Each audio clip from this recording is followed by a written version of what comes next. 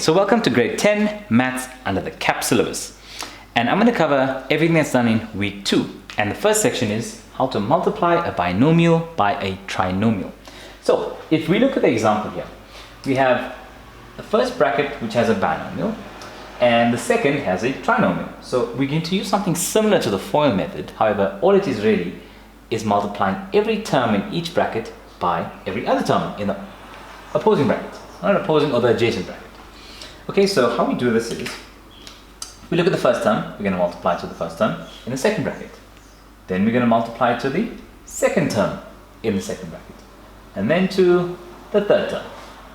Similarly, the second term in the first bracket, we're going to multiply to the first term in the second bracket. And then to the second term in the second bracket. And then to the third term in the third bracket. Okay, everyone's going to get a term. Okay, so let's look at it. So if 5p times 2p squared. So when I look at this, it's the 5 times the 2. I'm looking at the constants first, which is 10. Then I have the variable p times p squared will give me p cubed. Because if I multiply like bases, I add the exponents, right? So it's, if there's no exponent here, it means it's 1. And here it's 2. So 1 plus 2 gives me 3. Okay, let's go ahead. The second term will be 5 times negative 3 will be negative 15. P times p cubed, so will give me p squared cubed. Okay, always in that order. You multiply your constants, then your variables. Let's look at the third term. It will give me minus 10 because 5 times minus 2. Then p times q squared. Now, there's different variables. You just put them next to each other. Now let's look at the second term in the first bracket times all of the terms in the second bracket. So minus times, or minus 1, because if there's nothing written there, it always means the 1. So minus 1 times 2 is minus 2. And I have p squared q. Okay, let's carry on to the following two terms. Minus q times 3 will give me positive, because a minus times a minus gives me a positive. So it's 3 p q squared. And finally the last term, minus times a minus, again gives me a positive, and we're left with q times q squared, which is 3. Okay. Now I want to identify the different variables that I have. And so easy ones are p cubed, there's only 1. Okay, and there'll only be 1 q cubed. Let's look at the next types of variables. Is p squared cubed. So even in my book, I take a pencil and normally just underline it to be able to identify which numbers and variable, which terms I need to add or subtract. So let's look for the other p squared q's. P squared q, no, ha, there's one here. Okay, I just underline it like that. Let's look at the next term. It's p q squared. So what I do is I put a line on top so I can differentiate between the two. The line under means for p squared q. At the top is for p q squared. They're different, right? And if I look, we check this one. Ah, here's the next one. So I just put a line above. Now I can easily see which terms I need to add or subtract. So if I simplify this, I'll write the highest power first, which is this term with p cubed. Now, if I simplify this, that variable and that variable are the same.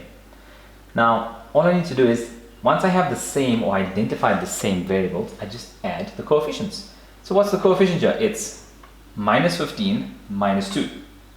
So minus 15 minus 2 takes us even more negative. So it'll be minus 17p squared cubed. Okay, let's make that easier to look at. Then we're left with this variable of pq squared, which is minus 10 plus 3. So if we started at minus 10 on the number line, we're going positive. In 3, we're going positive 3, so to the right, it'll give us negative 7p squared. And the last term is plus 2q cubed. And that's your answer. Okay, not so bad, right? Okay, so let's look at another example. Okay, so it's slightly different. We have a trinomial, a binomial, and a constant at the front, right? Which means really it's multiplying into everything. So let's start with what we know. We know how to multiply a binomial by a trinomial. So let's do that. So we get equals. We keep the 3 at the front, and now I'm going to make just a square bracket, okay? So Well, technically you can put a round bracket because once I multiply these out, there won't be a second bracket. So let's look. X times 2x squared is 2x cubed.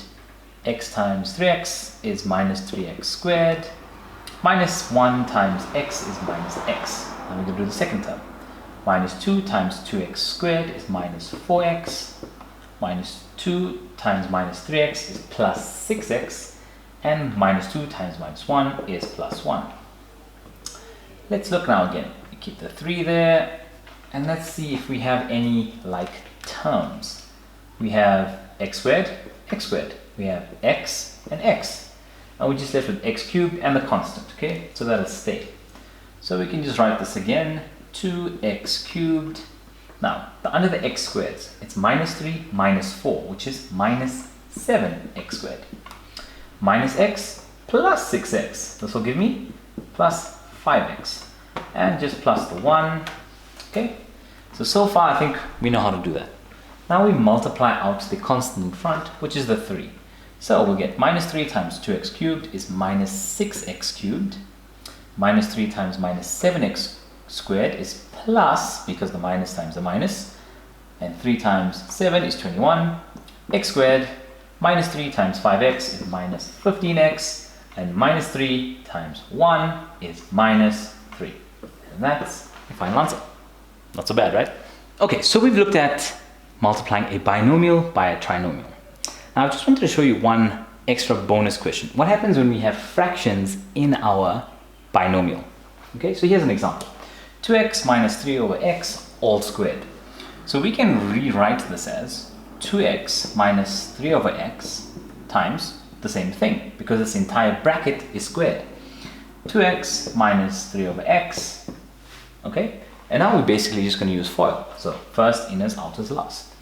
So let's look. We'll get 4x squared, because the 2x times the 2x. Then 2x multiplied by minus 3 over x will give me minus 2x times 3 over x. Now I've purposely written it like this to show you how it will cancel out, okay? And then minus 3 over x times 2x. And the last terms, minus 3 over x times minus 3 over x will give me plus 9 over x squared. If I look at this, the x's cancel here. Cancel, cancel. And I'm just left with minus 3, minus 3. So it's 4x squared minus 3 is minus 6 plus 9 over x squared. That's your final answer. So that's how you handle fractions in a binomial that's squared, or really when multiplying to any other types of fractions or integers. Okay, so here we have an example of two terms or a binomial that needs to be factorized. So the first step to any type of factorization, we're always looking for a common factor. So in these two terms, is there a common factor?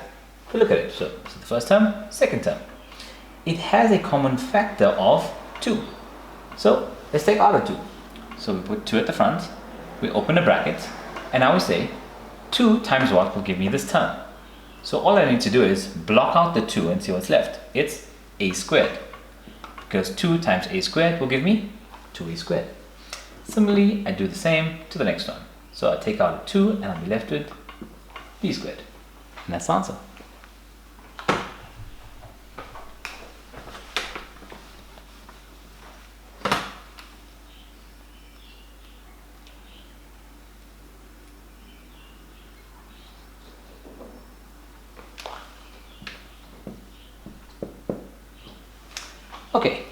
Okay, so here we have another type of example, okay? And we're going to look at something specifically called the difference of two squares. So, I have to write this in words. So if we look, it says difference, right? Just the name. Difference means the minus sign. There needs to be a minus sign. And of two squares. So if we look at the two terms, this term, 9b squared. Can we get a perfect square of that? Let's look. 9, can we square root 9? Yes, we can. Can we square root b squared? Yes, we can. We'll get b. Can you square root 1? Yes, we can, because the square root of 1 is 1. So this is called the difference of two squares. So you always check these three things. Is there a minus sign? And can I square root both terms? So what you do is, you'll have two brackets, and all we're going to write is what is the square root of the first term? We said it'll be 3b. So we'll just write 3b at the front of both of the brackets. What is the square root of 1? 1. And all we write now is a plus and a minus. And it'll always be like that. And I recommend writing the plus first and the minus second. And I'll show you why in the following example.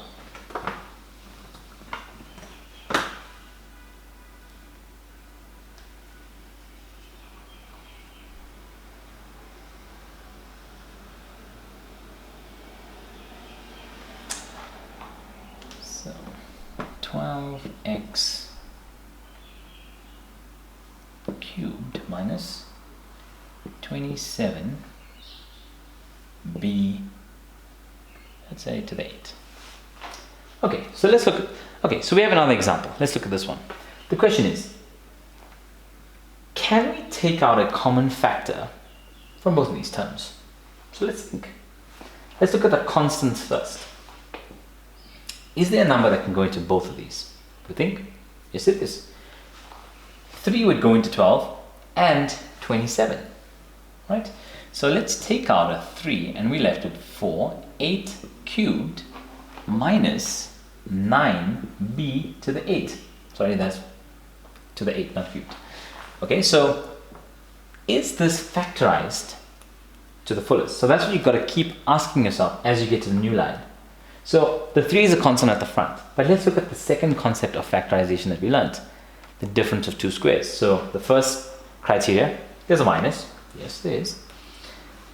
Can we get a perfect square for this? Can we square root 4? Yes, we can. Can we square root x to the 8? Yes, we can. It'll be x to the 4. Can we square root 9b to the 8?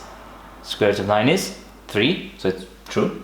b to the 8, the square root of that is b to the 4. So this is the difference of two squares, so we can go ahead and do that. And if you remember, I said we're always going to write the positive first, and you'll see why. So that's the step for difference of two squares. We write two brackets, and we write 2x to the 4, 2x to the 4. Because that's the square root of the first term. Square root of the second term is 3b to the 4, and 3b to the 4. Okay, plus, minus. There we go. So the question is, can we factorize even further?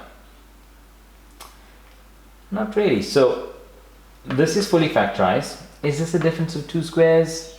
Not really, because we could say square root 2, square root 3, square root 2, square root 3, and you still have factors for x to the 4 minus b to the 4. But if you want to keep our numbers rational, this is as far as you can factorize it. Okay. Hey there. So if you enjoyed the content on grade 10 maths, just remember to subscribe, like, share, comment, so that I can create more videos, get more feedback from you guys. I can make the learning more effective and more fruitful for yourself. So all the best.